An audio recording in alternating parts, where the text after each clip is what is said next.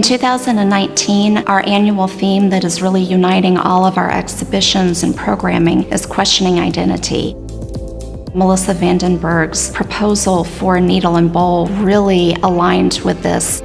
Her work is very figural. The handkerchiefs are representative of the individuals that owned them and used them. So it was a really good fit for the conversations that we were going to be having this year. I'm Melissa Vandenberg. I was originally born in Detroit, Michigan. Very multidisciplinary. I don't tend to stick with one medium too long, but one I return to regularly is textiles and fibers in particular. I knew I was going to be the second artist after Crystal Gregory's work, which gave me an opportunity to actually do a site visit and see a previous anti-gravity work. It did take several generations of sketching and planning. I started by shooting photographs of this space and then literally drawing on top of those photographs different trajectories that this compass-inspired form might take. When I'm working site-specifically with a venue, I'm really interested in creating something that would guide visitors into this space. Needleandbowl is referencing one of the ancient ways of making a compass.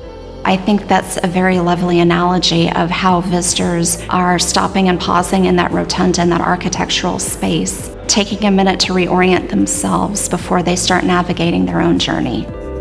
The handkerchiefs that she has used really are figural. They're representative of humans. The handkerchiefs that we use are embedded with our DNA. They're markers of the individual person.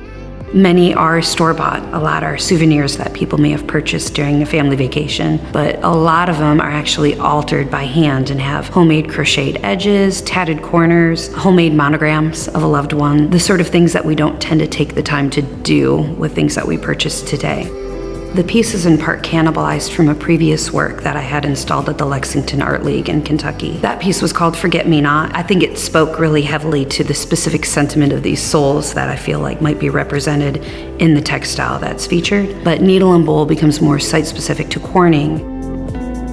Melissa came to Corning to oversee the installation of her commissioned piece. The week after that, we sponsored her as the artist in residence at the Hot Shop Amphitheater at the Corning Museum of Glass. That gave her the opportunity to work with the gaffers in designing in a brand new medium for her. I was interested in recreating some of the drawings I've been doing that have very simple house shapes. To do a home-inspired shape, a domestic form, and a fragile material like glass.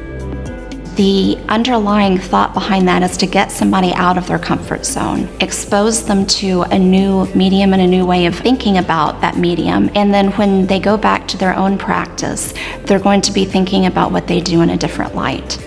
I love that model where you're sort of thrown in the deep end and to develop a game plan but be willing to kind of abandon that game plan and stay agile as you learn about the medium. When you come to the museum, be sure that you take advantage of all the vantage points of this object. You have this sort of big welcoming moment where many people can view this piece simultaneously, but when you're actually up in one of the galleries, it's a more intimate moment. The Antigravity project is a wonderful way for us to engage emerging artists and to also involve artists from a diversity of backgrounds. It will be ever-changing, it will be dramatic, it will be something that catches your attention and gives you pause when you walk through the door.